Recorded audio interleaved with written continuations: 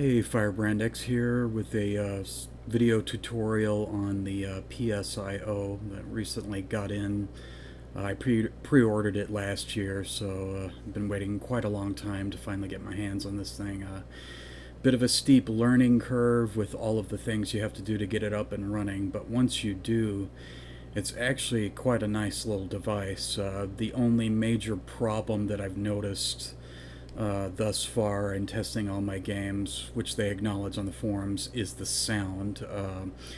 If the game uses XA audio, they use nearest neighbor sampling, and that can result in a lot of high frequency distortion, and you'll get to hear what that sounds like as I play various games and test them. I've already put all the latest firmware files on this particular PSIO, and I've actually done a menu reset so you can see what it looks like when you first turn it on for the first time. I will say that you do have to mod your PlayStation with a CD controller switch, and that's a little mod chip that allows the PSIO to take over the control of the CD drive and override it, and basically fool the PlayStation into thinking that it's being run with the regular CD drive. That mod can be easy or difficult depending on your experience in your particular version of or revision of PlayStation that you have. I know that mine was for the most part easy, except for the trace cuts. A couple of the trace cuts were at the microscopic level, I would say. I mean, you need a magnifying glass, and their site suggests use a hobby knife, but I would really suggest getting a very sharp scalpel, particularly one that hooks in like an eagle claw or a hook nose, because you want to avoid cutting nearby traces that you want to leave intact. So I found that part particularly difficult, and so it took me, a good hour and a half to get the mod done. But as far as soldering to the various vias and pin posts, that was pretty easy. They provide you with a coil of Kynar wire, and it was actually my first time using Kynar wire, and so now I know why people use it. Is it's a very lazy type of wiring to use. Up to this point, I've been using multi-stranded ribbon cable, 28 AUG. So now I know why people like Kynar so much, but it's not recommended for analog video and audio signals, but for this particular application, it seemed perfectly fine for it, and it works great. Anyway, sorry for going on. Let's go ahead and get to it here. Okay, so since this already has all the latest firmwares, I'm going to accept this and leave it in NTSC mode. So, yes. And now it's going to ask for to select background music, which you can later on in the menu you can turn on and off. But I found that you cannot change the music theme unless you do a full menu reset, and I'll explain that later. I think it's just an oversight on the software development end, and I posted a forum post about it, asking them to see if this really is an oversight on their part, because I couldn't figure out a way to change the theme once I finished this initialization. But at any rate, let me turn down my mic and I'll play a few of these so you can get a feel for them. I particularly didn't like most of them except for the second one on this list, and you'll hear it as we go. So let me turn my mic down so you can hear them.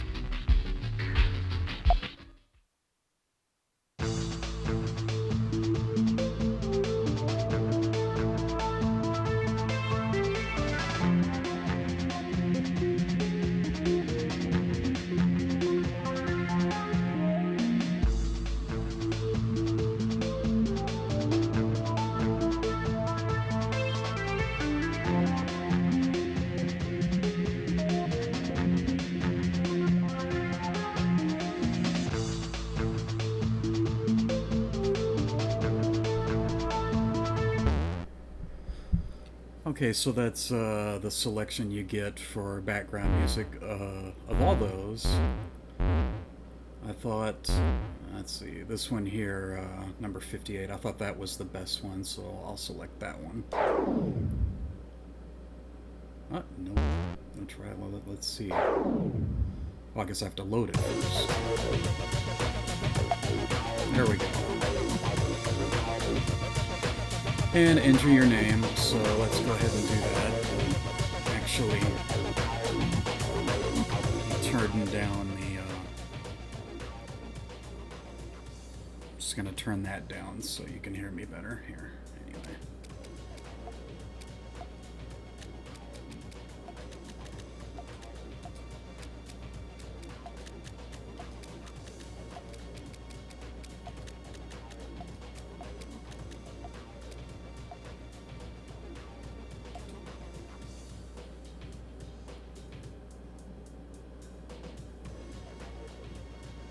Okay, I can't really see the borders here since I'm using a black preview window, but of course you would use this to adjust and make sure it's centered. So that's all that is. Let's see. Go ahead and accept that.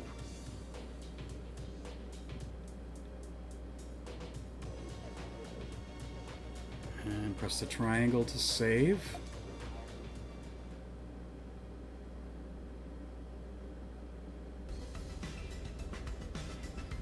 Of course, they have this little intro video you can watch, so I'll go ahead and turn it back up a little bit so you can watch that.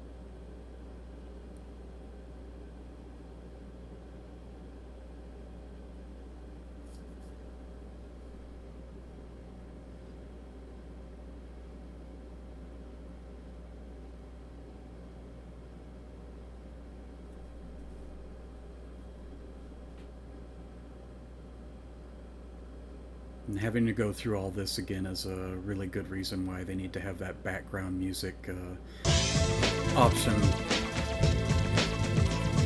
Let me turn this down again.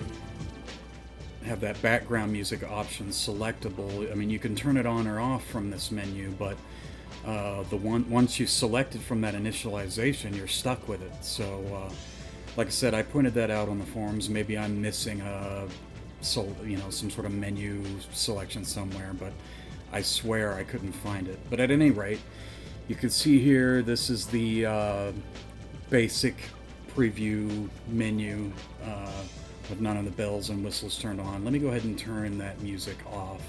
So we press triangle to go to options, and there's a bunch of options here which I'll explain later, but let me turn that background music off. There we go. And circle to save, X to accept. There we go. I'm back out of that. Now I can turn this back up to regular volume level. So I've actually made image files of several of my own PlayStation games. So these are not like, illegal, quote unquote, illegal ISOs that I've downloaded. These are actually from my own collection. I find it interesting that the menu sys file is showing up here before it was not showing up. So maybe when I reset that will actually disappear. But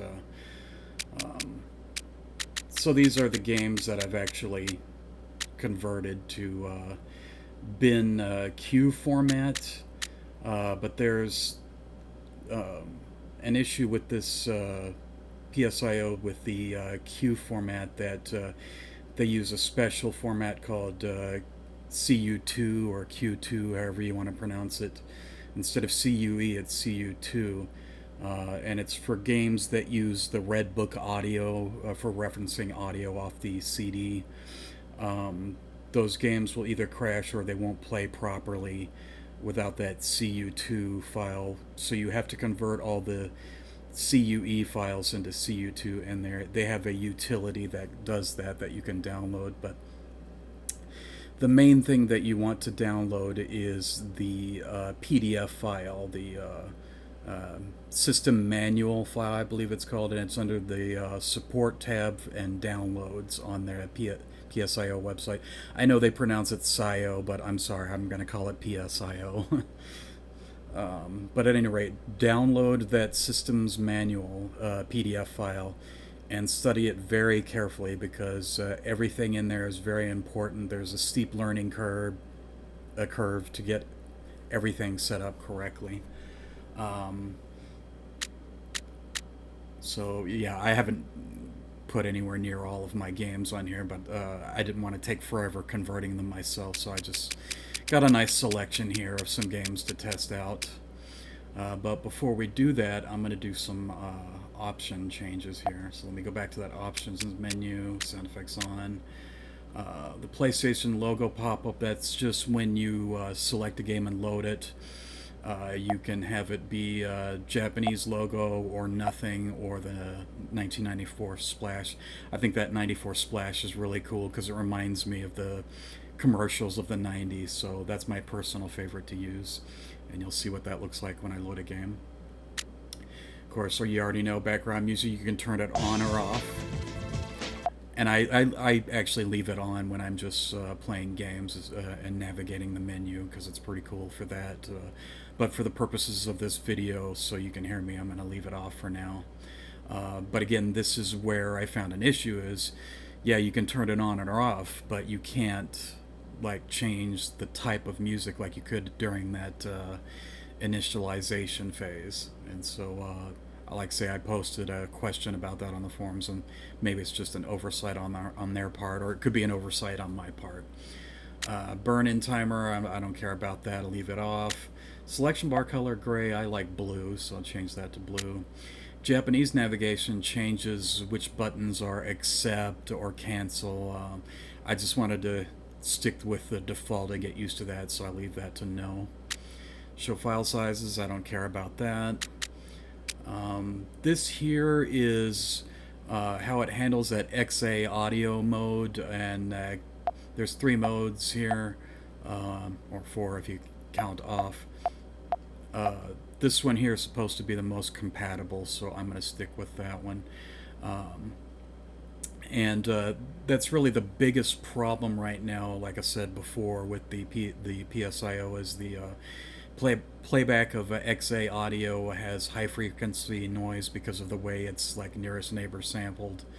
And they have said that in order to fix that, they're going to have to move the emulation from the ARM chip to the FPGA chip, which they're going to start working on, but they have been very busy with getting the new shipment out of all these pre-orders. Like say, mine was on pre-order for almost 15 months before I finally got it, and so they're just now kind of getting caught up with that, with the new manufacturing and shipping, and then they can finally get back to actually working on this audio issue. But other than the audio issue and a couple of little, design choices I didn't agree with in the menu. As far as playing games and not having to worry about CD skips or extended load times, it is actually fantastic for that, and I will demonstrate that later.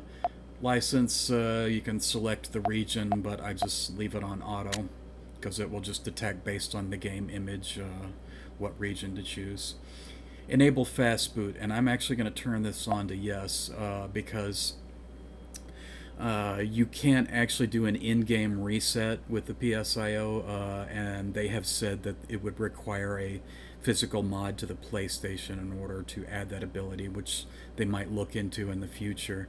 And so, because of that, every time you want to reset to play a different game, you don't want to have to wait through that entire PlayStation boot sequence. So you do want to enable fast boot, and I'll show you what that does as we go along here. DualShock vibration. I'm just using a regular PlayStation controller, so that's why it says NA. But obviously, you would enable that if you wanted it. You had a DualShock controller. Wallpaper. Now, I actually do have a wallpaper that is stored on the SD card here. Excuse me.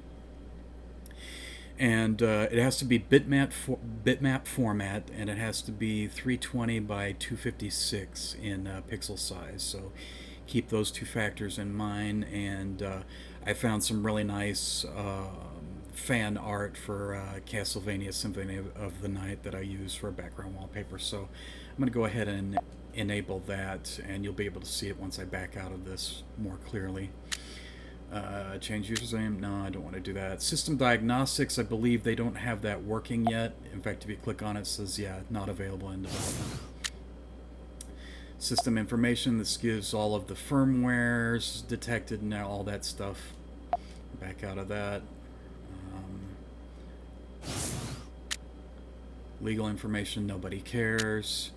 Show the credits, and that's another like full motion video sequence where it shows various pictures of oscilloscopes and project desks with the computer and all the people that have worked on it and contributed to the development. So feel free to watch that if you want to, but I've already seen it, so it doesn't matter to me. Adjust the screen, and then again, this just allows you to center the screen. I can't really see what I'm doing again because I've got a black border footprint here, so we'll just leave it at that. Triangle to return. And now we need to save, so press the circle button to save, X to confirm. And we'll back out, and now you can see this looks a lot nicer with the fan art in the background and blue highlighting and my games here. Let me go ahead and load a Castlevania just so you can hear that audio issue with the female voices when you go to the memory card load screen, just so you can get an idea of what it's like. So let me go ahead and load that up. And also you can see here there's cover art, and I believe it has to be like 80 by 83 or 80 by 85. I can't remember exactly which. It's in the manual, so all that information is there. And so I just added in images for each game, and it has to be in the game folder. So on the SD card you have to have the game folder, and the bin file, the CU2 file, and this particular image file, the cover file. And also on games that are multi-disc, you also have to have a special file for selecting various discs, and I'll get into that later as we go along here too. But let me go ahead and play this. And there's that splash screen that I picked that I liked. And I'll turn my mic down so you can get an idea of the audio issues.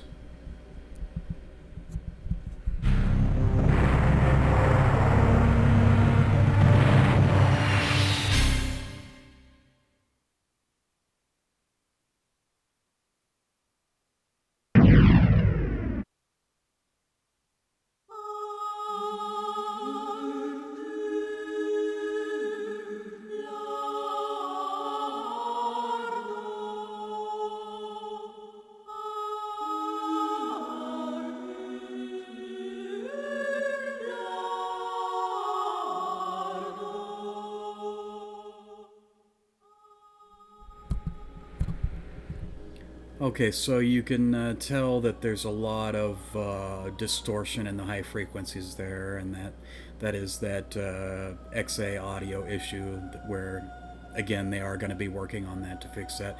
And like I say, that's really the only major problem with the PSIO right now is the XA audio playback. Now, for games that use Red Book audio, it's not a problem. Sounds perfect. So I just wanted to demonstrate that so you get an idea of what's going on. Let me go ahead and turn the game volume back up. We'll play a little bit of this game, and then I'll reset back to the menu with the fast boot already enabled.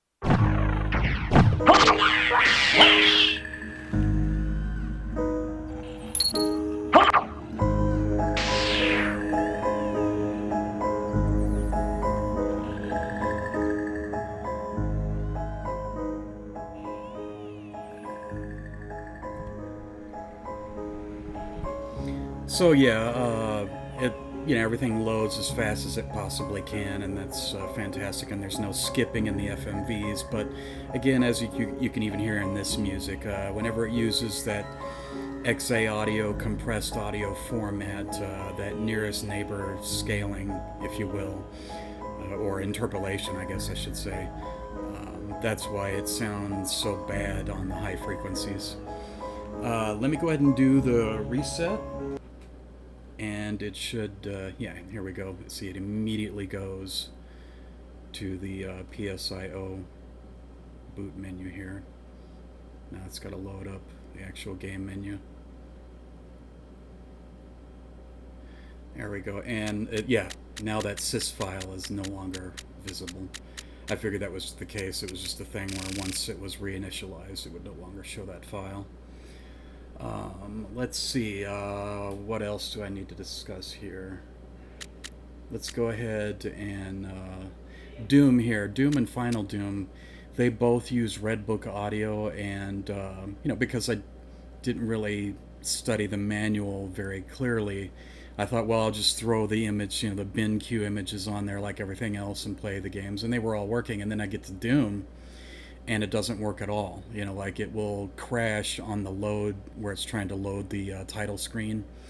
And so then I went back and I realized, it mentions in the system manual that you have to convert the CUE to CU2.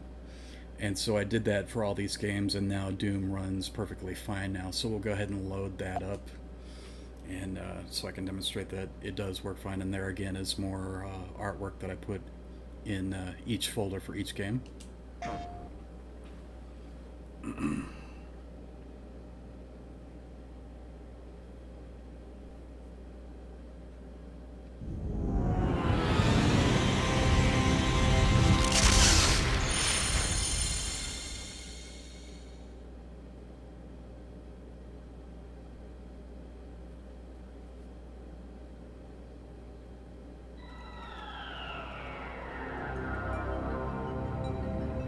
On that first load part, that's where it would hang, because it's trying to play this music and it doesn't handle it on the Q file. It has to be CU2.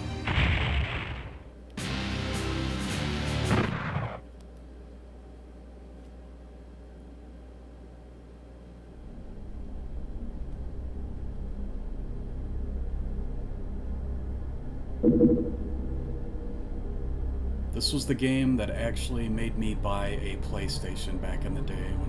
When I played this, because up to this point I had only played like the Super NES version of Doom. So when I saw this, it blew me away. I mean, it looks like crap now, but back when this first came out, this was mind-boggling. I was like, oh my god, the graphics are amazing.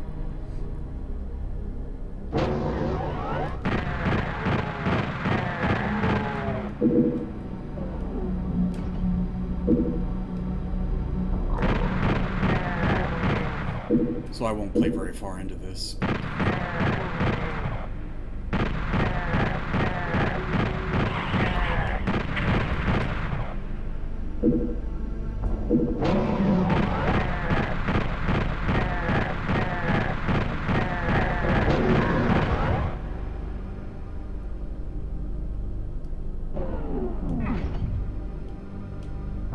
I remember how to do this.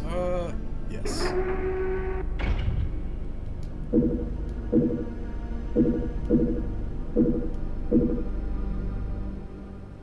I recall, there is a shotgun over there. There it is.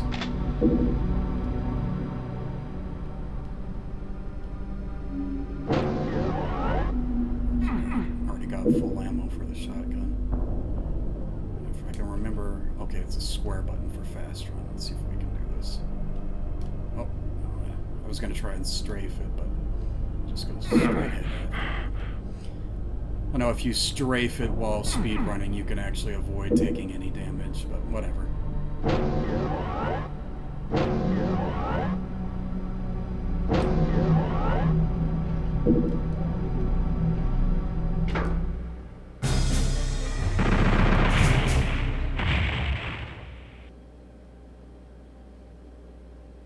And really, the load times are just forced sequences. If it could, it would load instantly. And for some games, it really does make a difference. But anyway, let's go back to the menu.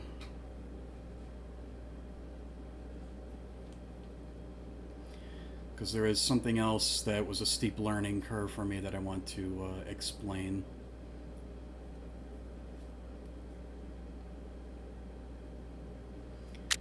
And if we go down to Resident Evil 2 now, as you may know, Resident Evil 2 is actually a 2-disc game. One disc is Leon's side, and the other disc is Claire's side. And what I wanted to do was have the option in the menu here to pick which disc to play, rather than having it as two separate games in the menu. And you can actually do this by adding a file in the games folder directory, and the file name is multidisc.lst. And I had real trouble getting that to work, and it turns out it's because you need to download and install Notepad++. And you may notice in the systems manual PDF that their images from making that multidisc.lst file, they use Notepad++, but they don't tell you that's what they're using. So I had to kind of reason it out, why I couldn't get it to work in regular Notepad. I couldn't get the files to work. And then I saw in the images they were using Notepad++, so I downloaded and installed that, and bingo, that was the trick. So I posted another suggestion that they need to be more clear in their systems manual, that in order to make this particular file, and all you do in the file is you put in the name of the various disk images that are in the folder, and then that way when you go to load the game, in fact, let me go ahead and click on the game here to load it, and instead of actually pressing play, you press details, and you see it says multidisc.lst, yes, because I have an actual working file in there. So you press the circle button again, and then here is where you can actually select which disk that you want to load. And so I'll go ahead and load the Leon disk so you can check that out. But just wanted to point out that was a steep learning curve for me to get that to work. I spent an hour, banging my head against the wall. I was like, why can't I get this to work? And it's because they were using Notepad++.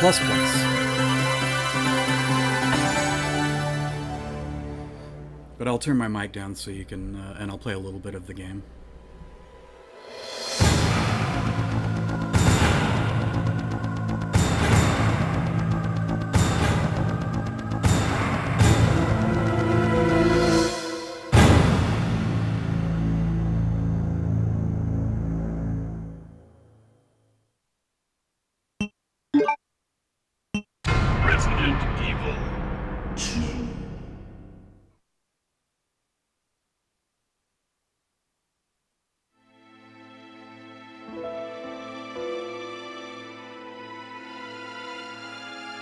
A bizarre incident occurred in the outskirts of an American suburb called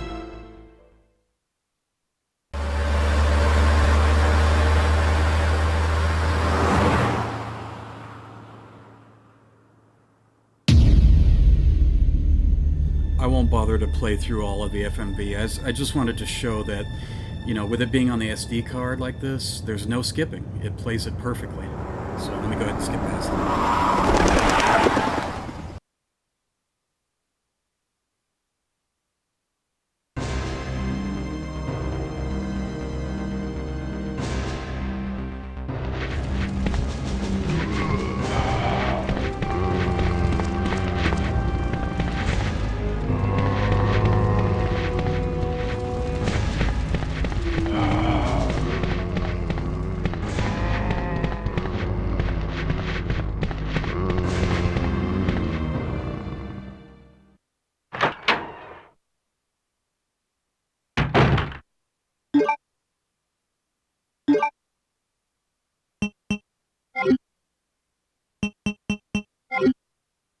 Freeze! Who are you? What are you doing here? Hold your fire! I'm a human!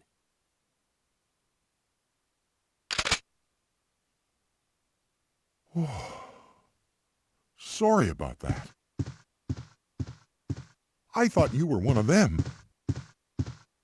What's going on in this town? Hold on.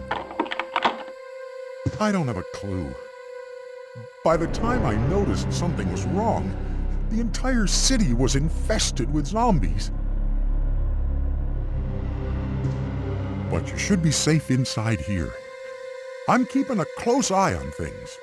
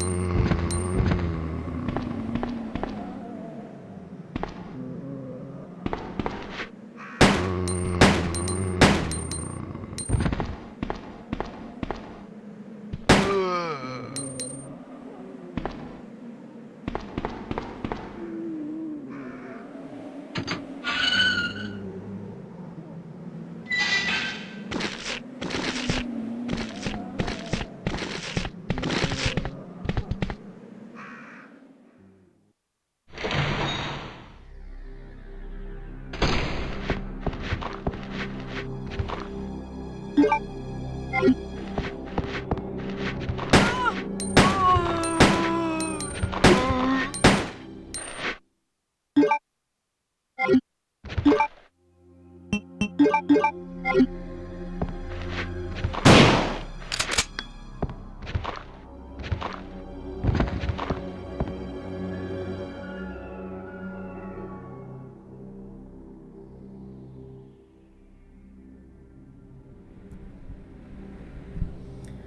sorry about forgetting what button does what. It's been quite a few years since I last played this game. Anyway, let me go ahead and reset back to the menu again. And once again, that fast boot really comes in handy here because it would be a pain and a chore to keep watching that same PlayStation boot up sequence.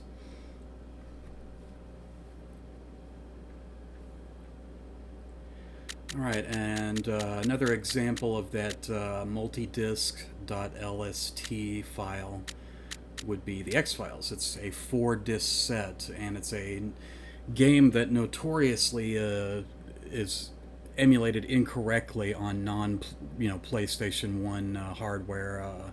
I think the PS2 screws it up, and the PS3. I can't remember what it was, but it seemed like everything I tried other than a PlayStation would screw up the X-Files, where the little pointer hand that you would move around the cursor, the graphics would be garbled for it. So, but it plays perfect on this game, other than that audio issue of the nearest neighbor interpolation. But once again, click on it to load it, and there's the box art, and again, details, multi-disc, yes, press the circle button again, and then that way you can load the discs individually.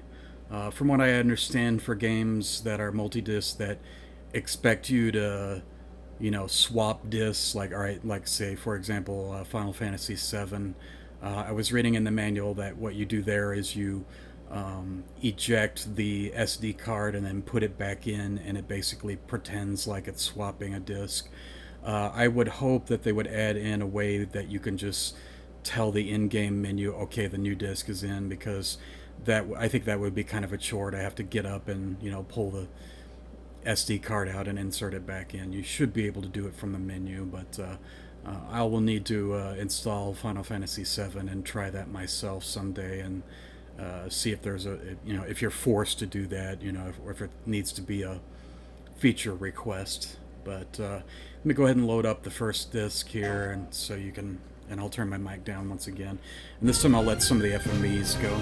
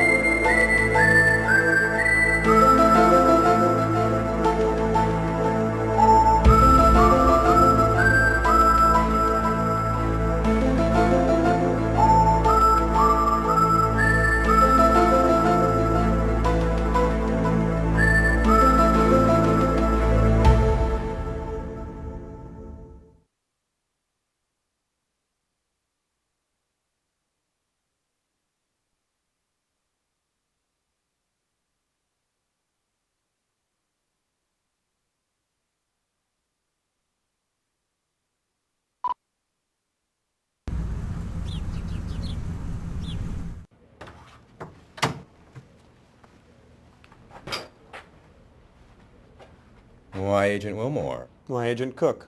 You picked a great day to be late.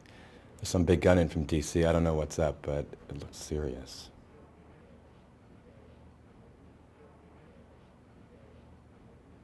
Did he say anything to you? No. Did he ask about me? Calm down, my friend. You're looking a little guilty.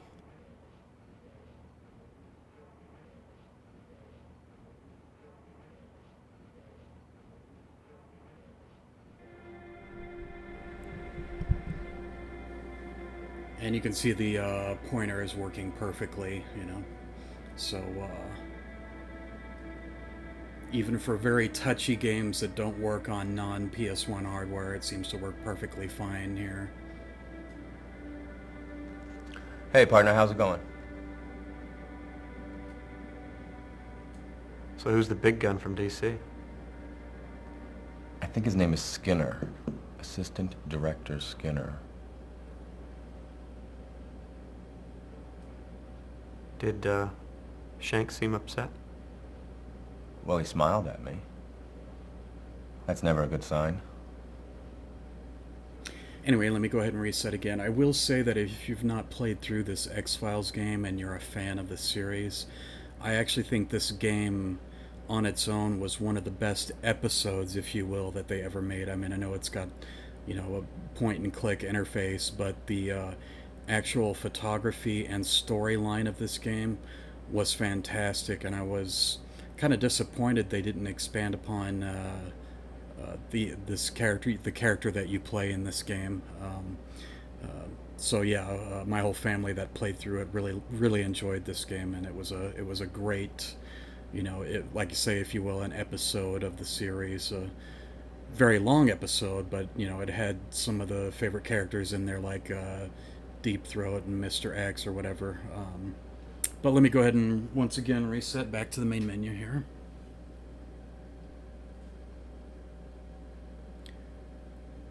And I'll discuss one other thing that it was a design choice by Matt, the guy that's like the lead programmer for this. If you notice, I have all the games here just, you know, on the base menu, and you kind of have to have it that way because he has not implemented, nor is he going to in the near future, implement folder within folder navigation. So if you wanted to sort all your games in a particular folder, like USA games in a USA folder, you cannot do that on this particular device. I don't agree with that decision. I think it should be like everything else, like, you know, the EverDrives, even the SSD S3, you can create subfolders for your various genres or regions, you know, and Matt's argument was you can just press the square button and search for your game, but that's just, to me, not as intuitive as being able to see your sorted folders and going to where your favorites say, and, you know, instead of having to search for a game title. I mean, who wants to do that, you know? You'd rather just go to your favorites folder or your region folder or, you know, whatever your genre folders that you might set up. And, you know, it's just much more a user intuitive experience, I believe, to have folder within folder. So I put it as a request, but again, Matt decided he's not going to do that, at least not for the time being. Other than that, I guess I can play some Street Fighter Alpha 3 so you can show what that looks like, and I'll go ahead and turn my mic down again. Once again, folder art. Somebody has made like a complete set of like every cover art ever for every official game, and you can find on their forums, you know, links to download that. But I just picked ones for the games that I personally have and put them on there. Let me go ahead and load this.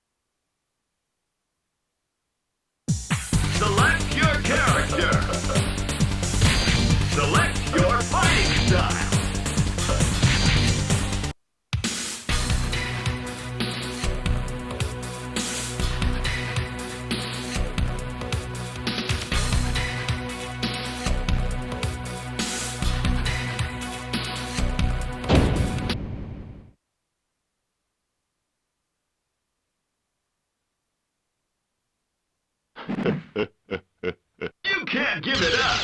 Triumph or die! Hadouken! Hadouken! Hadouken! Hadouken!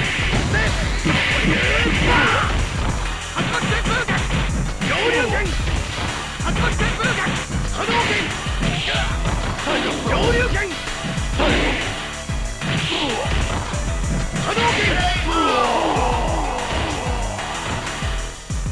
You win!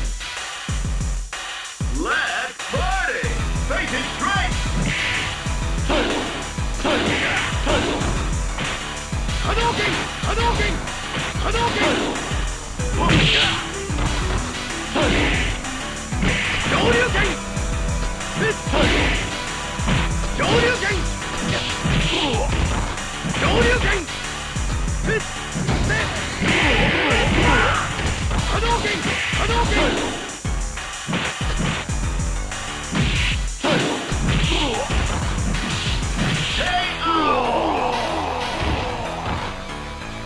You win!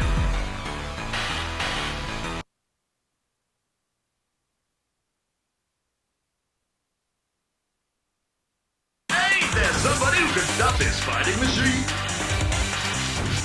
Yeah! The world's waiting for you!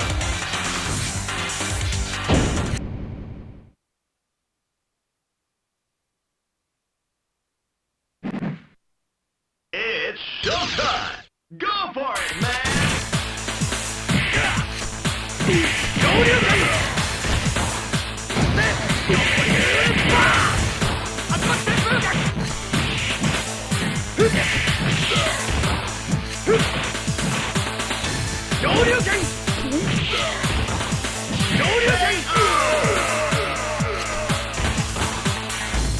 You win! You can't give it up! Triumph or die! Shoryuken! Hadouken! Hadouken!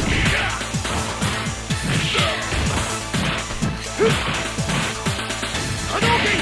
Hadouken! Shoryuken! Hadouken!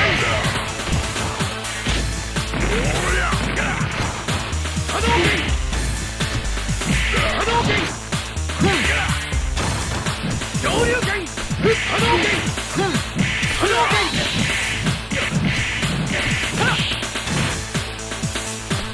Shoryuken! Shoryuken! KO! You win!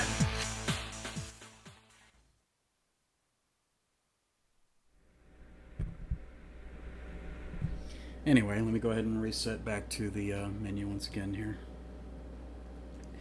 Just about wrapped up here on everything I wanted to discuss. The main thing again is download that system's manual PDF file on their support downloads tab, because you want to study that intently. There's like I say, there's a lot of stuff you have to do. You have to convert the CUE to CU2.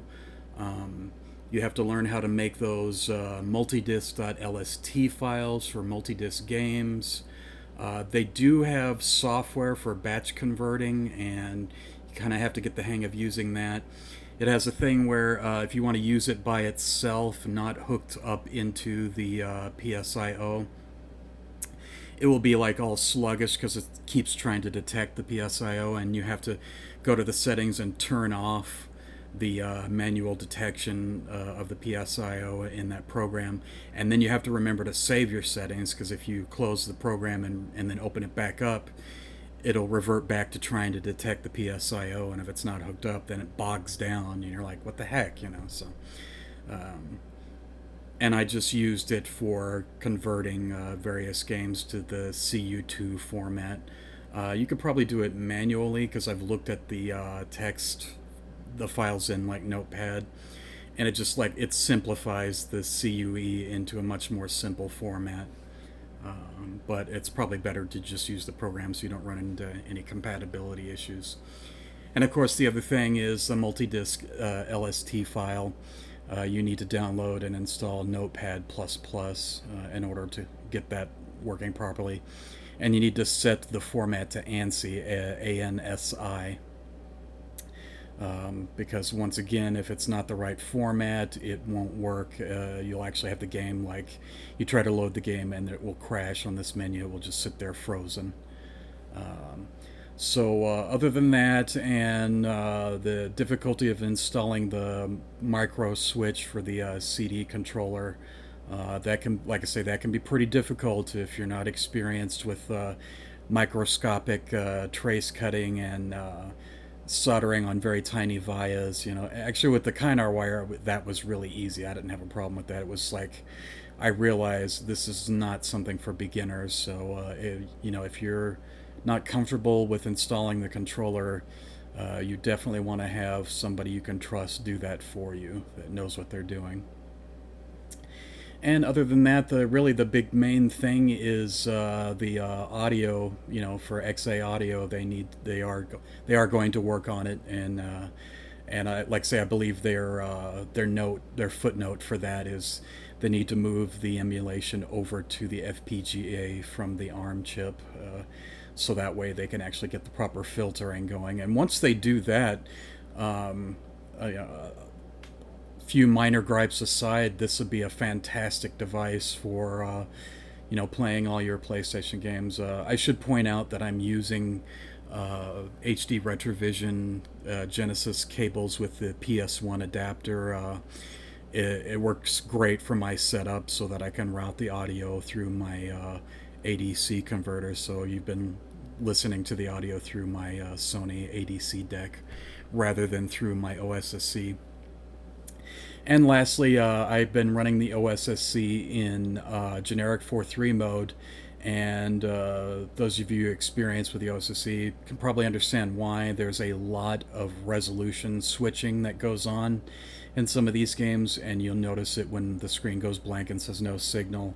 It doesn't make any sense for me to do optimal files, you know, profiles, because every game is going to be doing a lot of switching. There's some games where it's not going to be doing any switching, and I will eventually make profiles for those, but for now, my general, you know, recommendation is just to play it in generic 4.3 mode to minimize that, you know, having to, oh great, you know, it's a different resolution, now I gotta, you know, change the profile on the OSSC for optimal timing. So just play it in 4.3 generic mode to have an easy time of it, if you will. But other than that, let me turn the volume back up.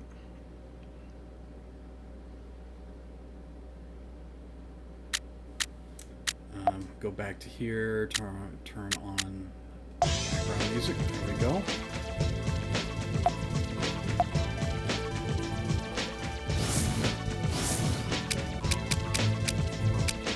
And yeah, this is the way I like it set up. So I'm gonna start. Turn this down.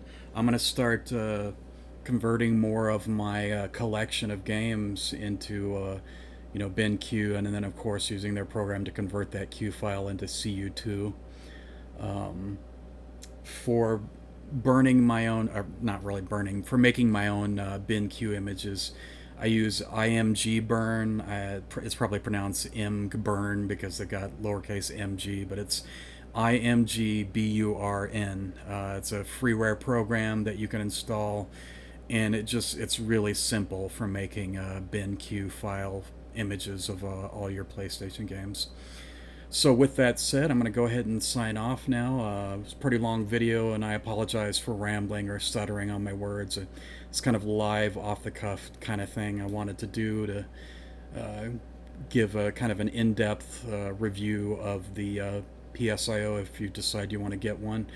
I would say once they fix that audio, it's a must get. I think it's fantastic. So thanks a bunch for watching, and check you next time.